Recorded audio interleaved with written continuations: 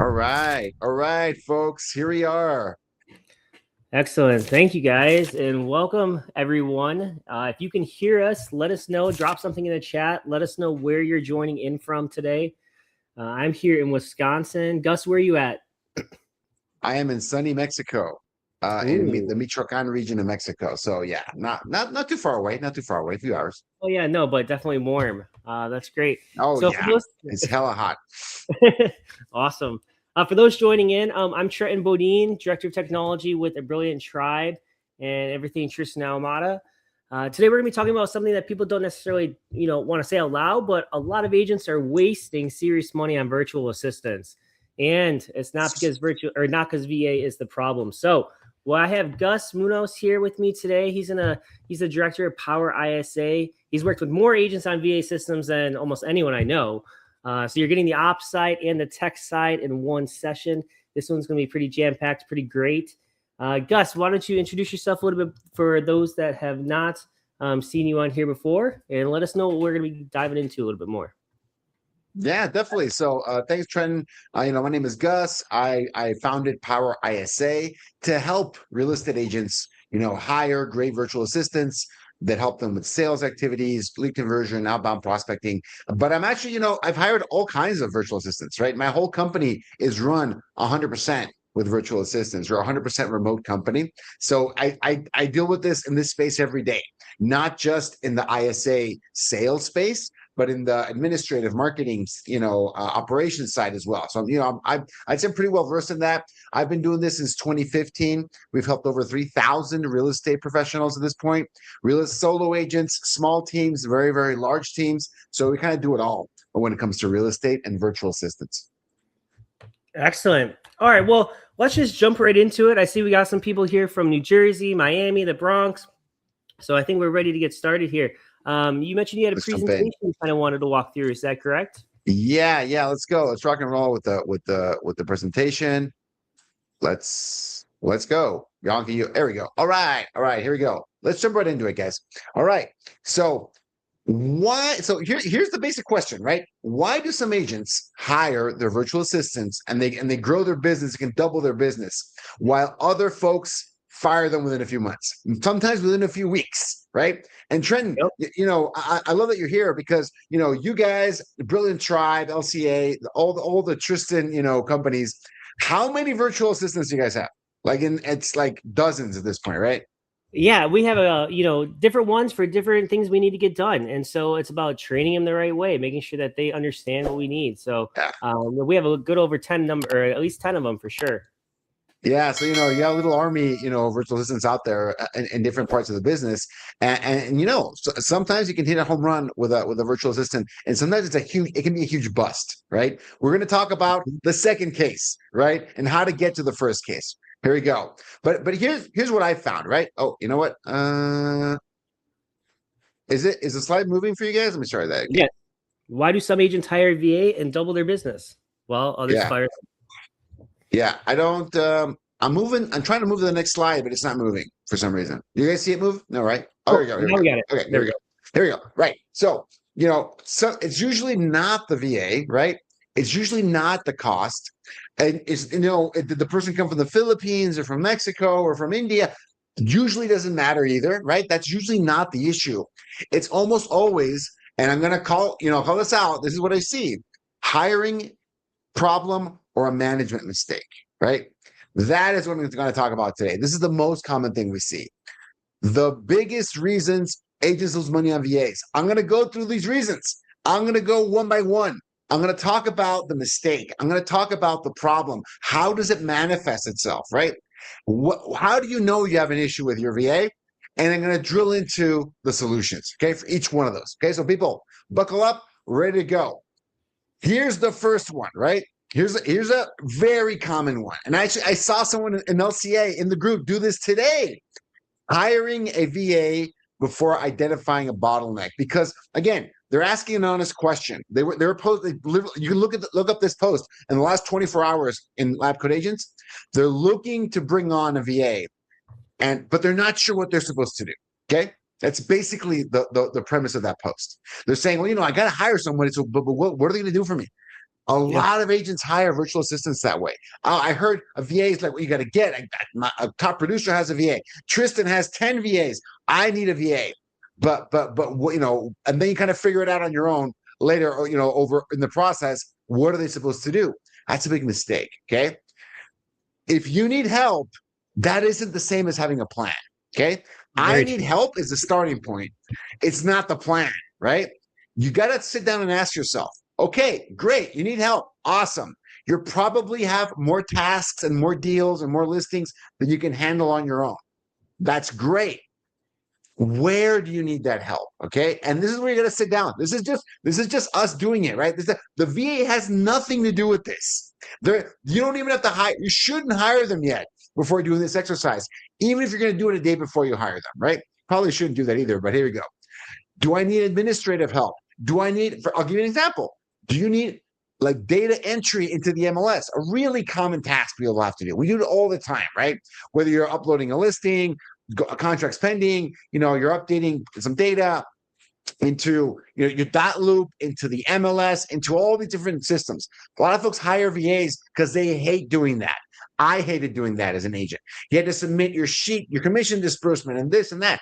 Okay, can someone just do that for me? Great, awesome. Don't forget to copy them on all the emails, right? That's usually it, right? So do you need marketing help, right? Okay, you get a listing. You got to order the photos, get the photos ready. Use the photos to make the flyers. Post the flyer and all the social media. Make a video, right? Maybe you recorded the video. Now someone's going to take it and edit it and upload it to the different channels. You need some marketing help. If that's where you're spending a lot of your time, okay, that's the kind of help you need. Do I need lead generation help? Do I have a bunch of leads in my CRM, in my database that nobody's calling, nobody's texting, all my tools tried to engage with them, they didn't engage. Now they're just sitting dormant, right? Am I getting leads and I'm taking 24 hours, 48 hours, or 72 hours to reach out to? I know that's a real thing. You know why I know that's a real thing? Because 47% of online leads get 0 calls. This is like a national study they did. 47% of online leads get 0 calls. A lot of folks have to struggle with this, right? Leads come in at different times. You can be busy, right? Do I need transaction help? Do I need a transaction coordinator on my team? I have 1, 2, 3, 4, 5 transactions happening at the same time. I am a part-time transaction coordinator now. If I don't have one, I am the transaction coordinator, right? So maybe you need help there. But one hack around this trend is you should conduct something called a time study. And this is a huge pain in the butt. I'm not going to lie, but it's going to help you find out where do you spend your time. And the exercise is really simple. For a whole week, Monday through Friday, we're real estate agents, probably weekends too. Yep. Every 15 minutes or at least every 30 minutes, keep track of what you're doing. What did I just do in the last 30 minutes? Preferably the last 15, but at least the last 30. You're going to do that 10, 20 times a day. What did I do? What am I spending my time on? And you track it in a big Excel. And at the end of the week, you audit it and go, where am I spending most of my time? Are those income generating activities? Did I grow the business during those times? Right? Mm-hmm. Or was I just servicing clients? Not a bad thing, but that's important. Was I servicing listings? Was I responding to other agent inquiries? And I didn't have any other time to do anything. You should know. You should know. This is the starting point. Okay. Here's another one, another big mistake. And I'm putting this in quotation marks because I've heard this from a lot of folks. My VA is very busy, but my business isn't growing. Gus, I hired a virtual assistant. I hired an ISA. I'm spending all this money. Oh, this is specific like a VA, but now I'm making less money. I'm paying the VA and I'm making less money now. How did I get into this problem?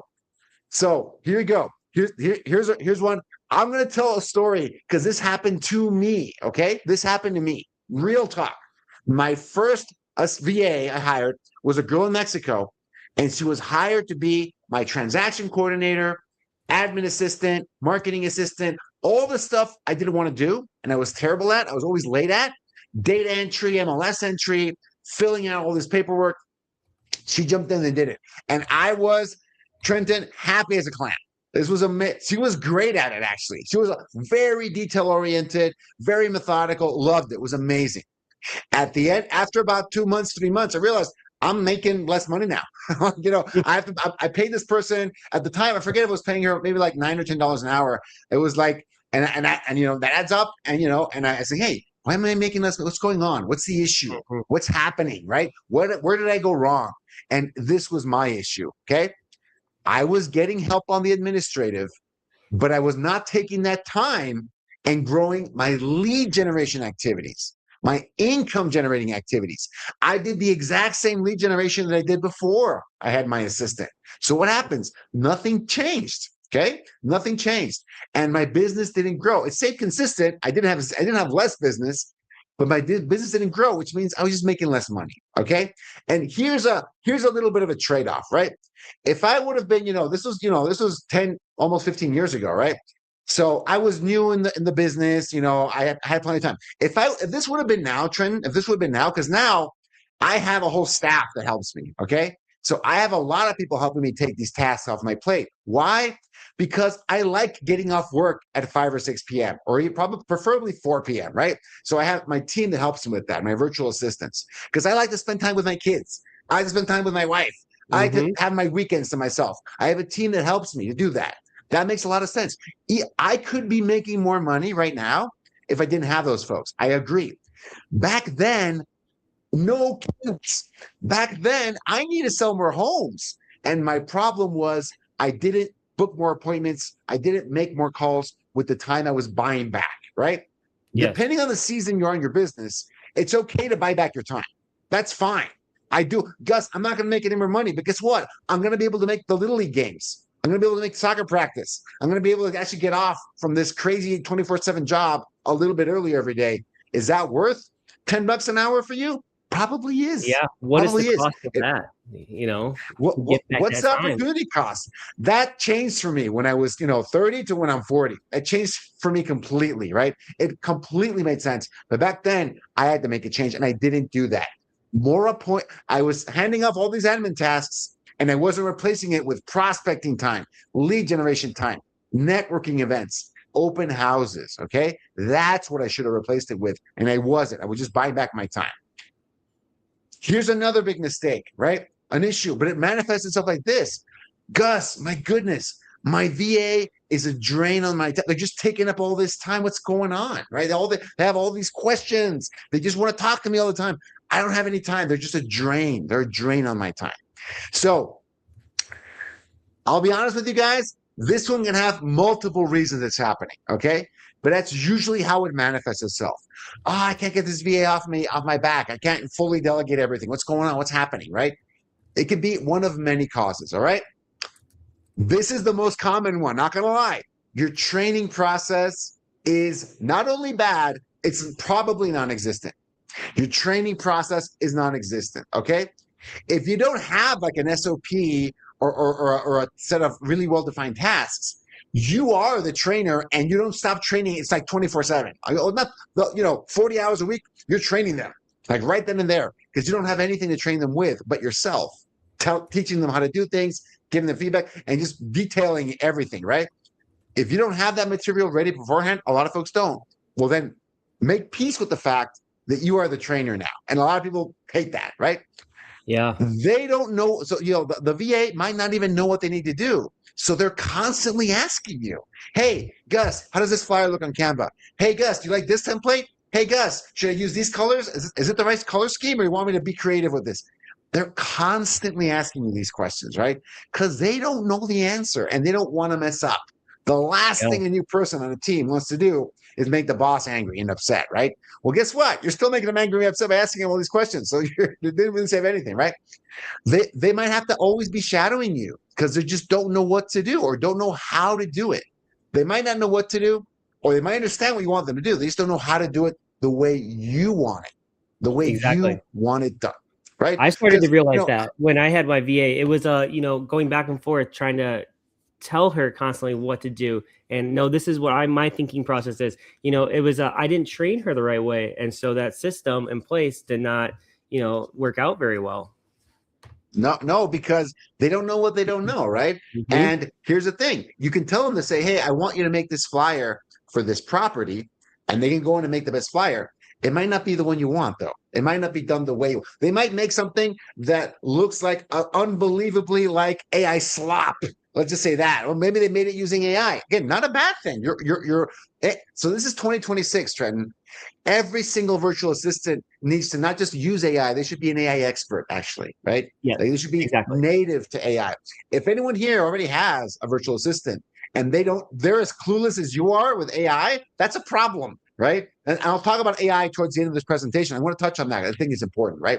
But it's really, really important to understand they won't know what to do. You're going to hate it, and you're going to go, no. You might even, here's the worst thing, Trent. You take the task back. Like, no, That's you're always not doing it happening. right. Yes. I'm just going to do it myself. This was due yesterday.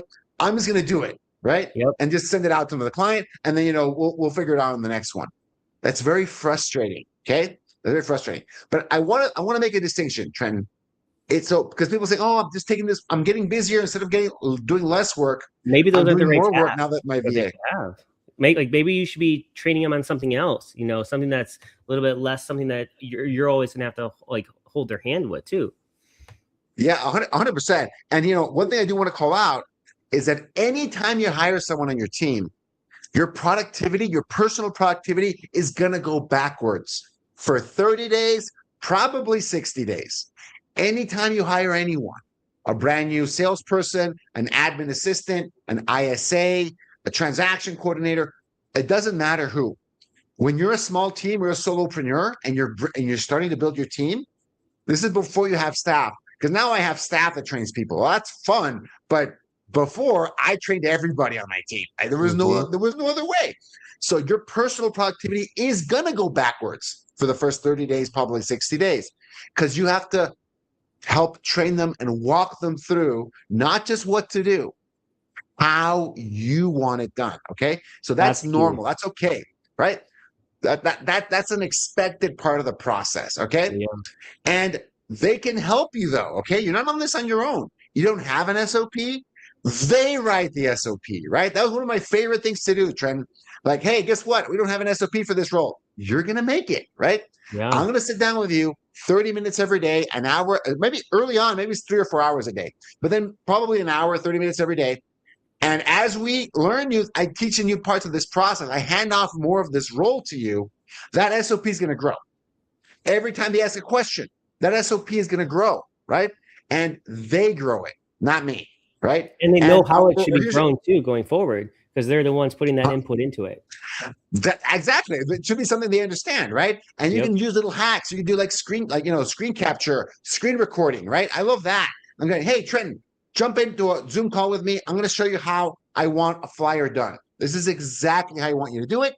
Boom, boom, boom, boom, boom, boom. You can use an AI assistant. That's fine. This is a proper prompt for that AI assistant. So people stop heckling me in the comments that this is AI slop. This is how you avoid that, right? I record it. I give it to them. If you have any questions, first watch the video. And if it's not in the video, then reach out to me. That is going to cut off like 90% of those little pestering questions. My VA is draining my time. There's no other way to get their question answered than to ask you. Yeah. Right. Give them another way to answer the question. Give them an option, right? 100%. That is what I call the most common case. But it's not the only case, Trenton. Just being honest with you. If you have SOPs in place, you ask them to build them.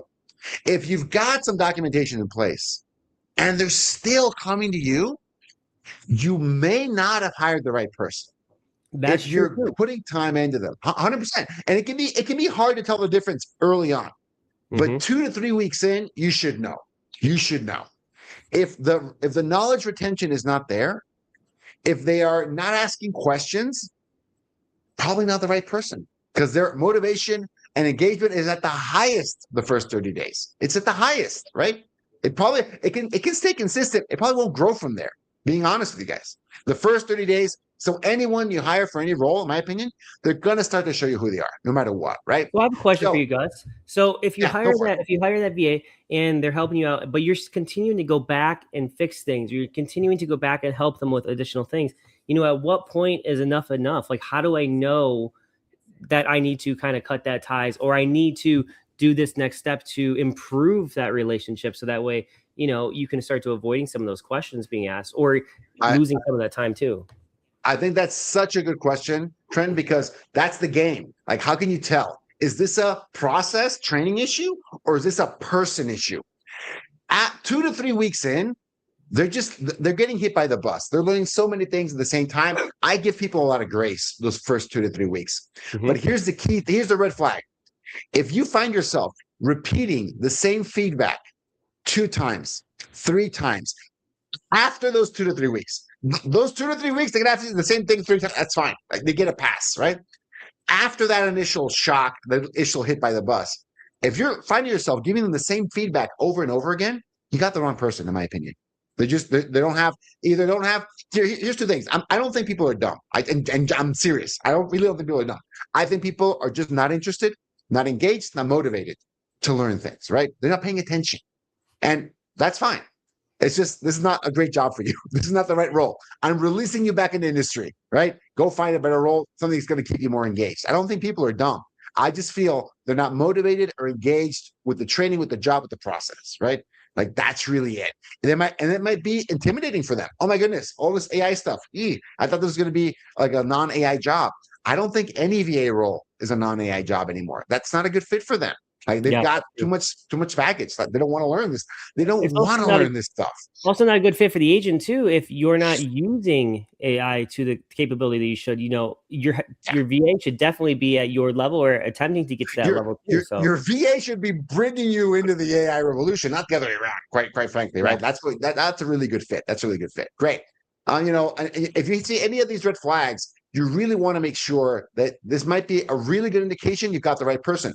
How many people did you interview for the role? So Trent, I see this. I come, oh my goodness, this person's really underperforming. I don't know what happened. How many people did you interview for the role? Sometimes people say, well, I interviewed 2 people and I picked the best one.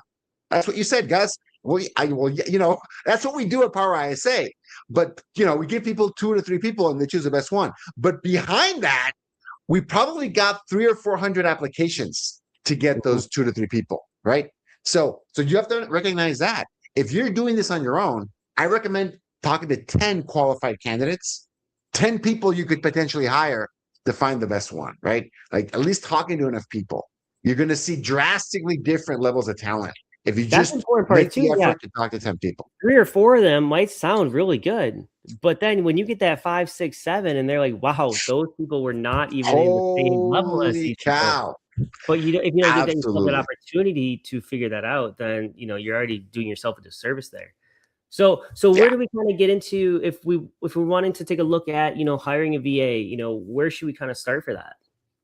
Okay, that's great. So I'm going to get into that, Trent. I'm Okay, a yeah, little more of this, and we'll jump right into that. Promise. I cool. promise you 100%. All right, here we go. Here's one I want to remind you people. Your VA can't read your mind, right? If you want to delegate any task, whatever it is, sales or marketing, you have to have clear expectations, a defined outcome. What is a good job? What is a so-so job? And what is a poor job? At whatever task. This is how people learn. What is my expectation? What is the outcome I'm expecting? And then, no matter how well you do this, there's always, even the best person is going to have some deviation from what you think, what's in your head to what's in their head, right? Regular feedback. Regular feedback. That's the game. You've got to inspect what you expect. And this takes time. It takes time. And this is true whether it's an admin, an ISA, a real estate agent, like anything and everything. Like I said, your personal productivity is going to go backwards those first 30 to 60 days because you got to put in an hour or two a day for these people. What do I do in that hour or two a day, Gus? You review what they did. If they already understand what they have to do, well, first you're teaching them what to do. Like you're going through the steps, going through the motions. Great. Then you're inspecting what they did. Okay. Early on, this is the first week or two, and you're giving them feedback. Hey, Trenton, you did a great job on putting the flyer, all the content, but the color scheme is a little bit off. You were close, but you must have missed a letter in that hexagonal code this is not exactly, for me, Power ISA green. You missed the Power ISA green. This is like a aqua. You missed it, right? So this is how you do it Yeah. the right way. And that's it. If I'm listening to the calls from my ISA, I'm saying, hey, you did a great introduction. You had a really good, flow. But when they threw this objection to you, you kind of hesitated. You weren't sure what to do, you weren't what to say, kind of babbled around, and then you went to close for the appointment. I guarantee you they're not going to show up to that appointment. They just got you off the phone. That's what it sounds like when someone's just trying to get you off the phone. Okay. So next time I want you to do this. And then the next day you do it again. You listen to the call. Did they make the adjustment? Did they receive the feedback? Right? Such an important part of that process. It's that feedback loop, and that's how you can make this work. Okay, really, really important. Yeah, real quick, that piece where you said make them to inspect, to expect what they're doing. Yeah, that part's so key because you could give them a quick little text back response, something quick that's this should be done like this, or you could take 5 minutes out of your time and record that video, or you can take 10 minutes to really break down how it should be or what it should look like or how it should sound, because that's a big differentiation of how much work are you putting into this VA versus and what you're trying to expect to get out of it too. So you got to put in that extra time to really teach them what you want them to know and not take that lightly. 100%. And if you don't have staff to do this for you, you are the operations manager. You are the owner. You are the person that's delegating these tasks. And, I'm going to take it one step ahead, Trenton. At some point, the VAs train the new VAs. The VAs do this now, right? As the team scales, as the team grows, your team helps hire and train people. That's like the next level. That's not initially. You have to get first off maybe 5 or 10 people first before that even kicks in. But there's an end to this, right? As you grow, as you scale, the people start doing this for you. But what happens then, Trent? You inspect what you expect when they're training the people, okay? So because that's a different skill set. That you didn't hand off that task. Now you have to hand off the hiring, training, and managing task. Okay. So you better have an idea how to manage, train, and hire people so you can hand it off. It starts with defining the task, defining the outcome, feedback. Let me go back to that slide. It's a good one. That business part too. I wanted to touch on that one because you have to realize what tasks are you giving them to help you out with. And they should probably be routine, kind of busy work type tasks, less larger strategic type roles, because then that's not a VA at that point. Sometimes people want their VA to figure it out, like figure out what to do. And like, hold on, this is a virtual assistant. You're supposed to give them tasks. You're not, again, not that they can't get there. Again, I don't think people are dumb. I 100% don't believe that. But that's not the right expectation to have when you hire a VA, right? Oh, go figure out what you have to do. No, right? Here's the problem I have. How do you solve it? You're hiring the wrong person. They're not a business partner, right? They are a virtual assistant. They need a list of tasks, clear expectations, and they need your feedback to help train them, right? 100%. Good point. I missed that one. Okay, cool. Here's another one related to this last one. And this is a real complaint. Like, how's your VA doing? I mean, I think they're going okay. I mean, I like them a lot. They seem to be doing well. Anytime or their ISA. How's your ISA doing? Oh, I love my ISA. How are they? What's their performance like? Oh, they make some calls, doing this, or doing that. There's ambiguity. They're not sure. They're honestly not sure, right? I mean, they seem to be super busy. I mean, they're making leads. They're doing the work. I mean, they seem to be doing well. Seem to be, right? You can't tell if your VA or your ISA is doing a great job. You can't tell. That is a very bad situation to be in, right? Because, thinking positively, they might be doing great. You just don't realize it. Thinking negatively, they might be doing awful. And they just realize you don't care and you can't tell what's happening, right? So it can be two ends of that spectrum and one's really, really bad, okay? Well, real quickly though with that, if your VA disappeared tomorrow, what task would immediately stop getting done? You have to think about that. Like, then you'll know right away if you put them in the right position and, are they doing a good job at that point? 100%, right? And, it doesn't really matter what kind of task you're doing. What gets measured gets improved, okay? So you don't have performance metrics. Every single role on your team should have some kind of metric, right? This is, again, not as easy for every single role. But for example, you should be tracking. And, if it's the sales side, like a sales VA, this is very clear. How many leads did you generate? How many calls did you make? How many follow-up tasks did you do? Great. If you're doing marketing tasks, were the tasks done on time? Were the tasks done with the right quality, right? If you're doing transaction coordination, are we finishing them on time? Are we meeting all our deadlines with plenty of time? Is that happening or is that not happening? That's not, it shouldn't be a subjective thing, right? It shouldn't be, oh, is the flyer beautiful or not? That's, is it made according to your needs, to your specification, right? Is it beautiful or not? It's kind of like a subjective thing, I feel, right? This should be, performance metrics are made on discrete terms, okay? Not ambiguous terms.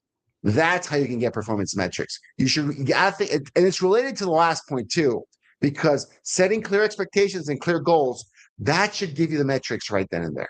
It should be really related one to the other, okay? Without metrics, I love this. Without metrics, you have opinions. With metrics, you have accountability, okay?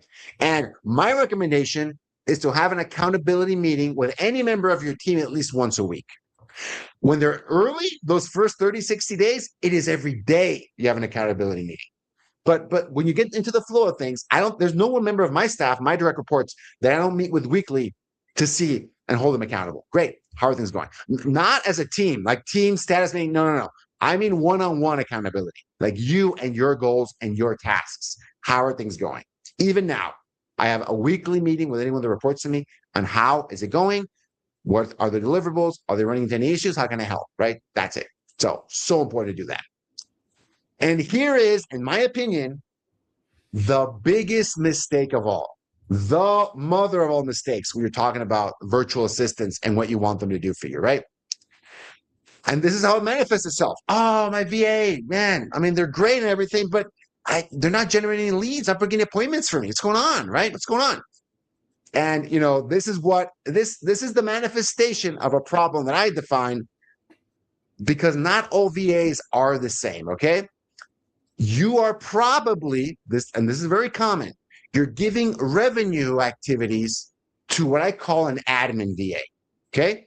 You're giving sales activities to someone that is really, really good at administrative stuff, right? Marketing and data entry and all these things. And you're expecting them to, in their spare time, circle prospect. In their spare time, call your old Facebook leads. If they have a few minutes, pick up the phone and cold call for them. And this is real, 100% real. I see this every day, right? Someone hires a virtual assistant and they want them to do data entry, marketing, transaction coordination, and call leads, like on the side, right?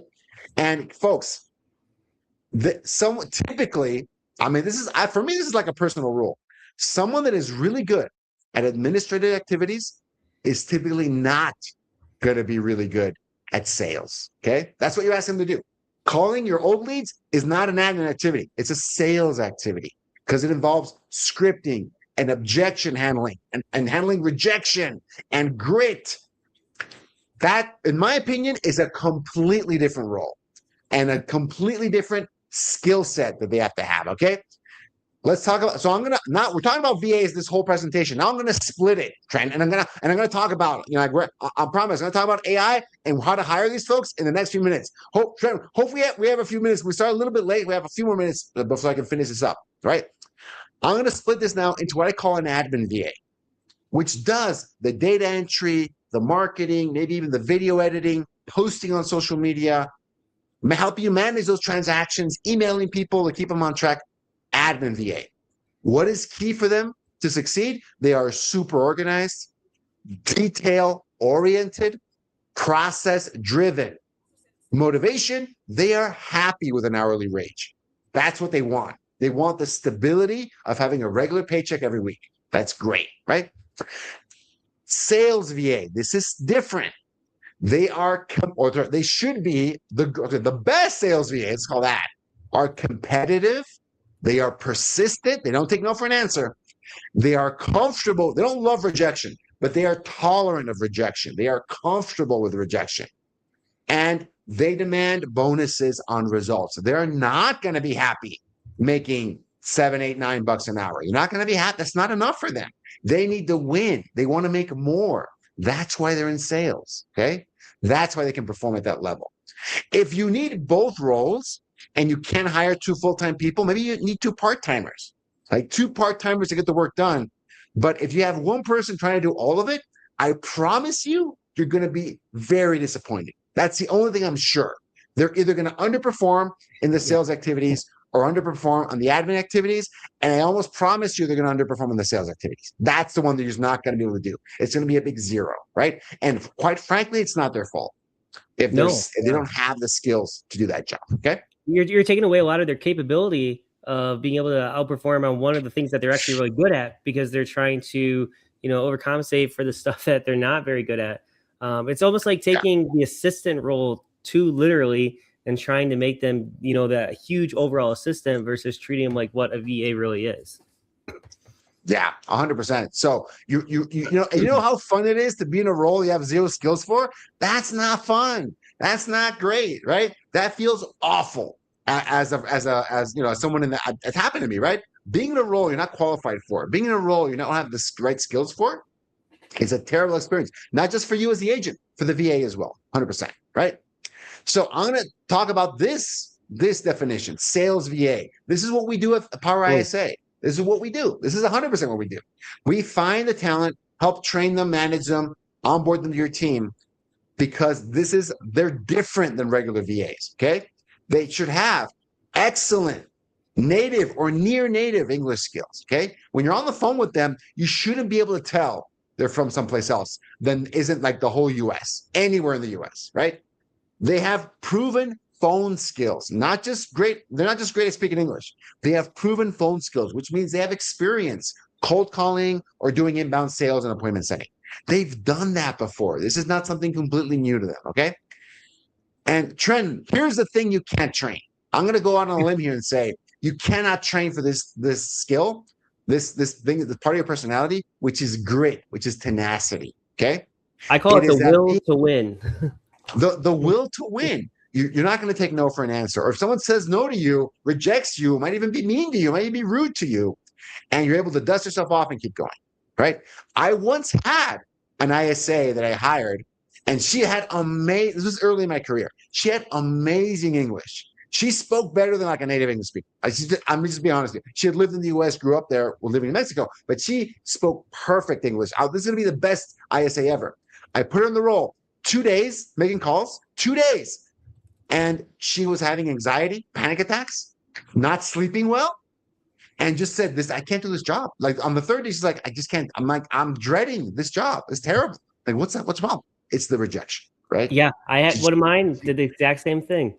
Had a visceral reaction to the constant rejection you get. The best ISAs are going to take 99 no's to get to 1 yes, the best ones, the best, okay? Like, or maybe if they're calling inbound leads, it might be 9 no's to 1 yes, 9 to 1, right? And the best case, like the best leads ever, 9 to 1, 90% rejection. So what do they hear all day constantly? It's rejection. She was having panic. So I took her, and she was talented though. I put her in an administrative role, and she was amazing for us, right? She was great. She was awesome. She understood everything perfectly, and she was very organized, very detail oriented. That started to teach me, oh, wow. So yeah, English is important, but this is as important as that, right? Grit, the tenacity. In my humble opinion, Trenton, people can fake this for a little while. They can. Anyone can do anything for a little while, but the truth comes out. I honestly believe you either have this or you don't. You don't train for this, right? Like if you're having panic attacks on the phone, you shouldn't be on the phone, quite frankly, right? This job is not for everybody. So that's really, really important. And like I mentioned before, you're motivated more by those bonuses than just your hourly wage. If you see someone that's satisfied with their hourly wage, in my opinion, that's not a great salesperson. They shouldn't be, because sales is about bonuses, about commissions, about just the big reward at the end. And if that's not motivating for you, I think you're in the wrong role, honestly. Okay, really important. Quick 2-minute segue. What about AI? What about AI? What should we do about AI? Here you go. Right? Can AI replace a virtual assistant? Okay, so this is controversial. There's not a clear answer to this yet, right? Because a lot of things can be done by AI right now. It is great at optimizing tasks. It increases productivity for people. It does awesome. Someone can do so many more things than before with AI, thanks to AI, right? So maybe instead you had to hire 3 virtual assistants, you might have to hire just 1, right? Because this is what I found personally playing with this technology and deploying it in my organization. If you want to fully automate someone's role beginning to end, I'm not saying that's not possible, especially if they're an administrative VA, but that usually requires more tech skills than most agents have. Right now, we're recording this in the spring of 2026. Okay, it's doable, but if you want to play around with Claude Code and Cursor and all these really advanced tools, knock yourself out. Those are really powerful tools. Not everyone has access to them or even wants to learn them. You might not even want to learn some of these really advanced AI tools. That's not your job, right? Hiring a VA can be a huge hack for a lot of folks because they still learn and add context and orchestrate tasks, right? Orchestrate tasks. You might not want to be the creator and manager of 15 AI agents, because if you think that's a one-time thing, I have my agents and they're done. I'm sorry to tell you, your job is now orchestrating and managing the agents, right? And if you have 0 skills to do that, you're thinking about it the wrong way, in my opinion, okay? If we're talking about admin VA, right? Many admin tasks can be automated with AI. Many of them, 100%. But orchestrating, organizing the work and making value decisions, right? Making the call, you still have to have a human in the loop for many tasks, right? Because all your tasks are disjointed. They're not part of one single system, one single data set, right? You have to jump from context to context and task to task, and that is harder to automate with AI. And a lot of times, quite frankly, the juice is not worth the squeeze. It's a lot. How much time did you just spend doing that? You have to spend a lot of time up front. You better be time tracking that like before. and there's a maintenance cost. You don't just set up an AI agent and it's good to go and it never needs any more work. It does, right? 100%. And you can use AI with Canva. You can use AI with follow-up bots. You can use AI even with DocuSign, right? But those are built for people to use the AI, not AI agents to use the AI, right? So I look at it as a productivity bonus, a productivity boon, but it's not fully replacing people 100%. Not yet, right? I think about it on tasks.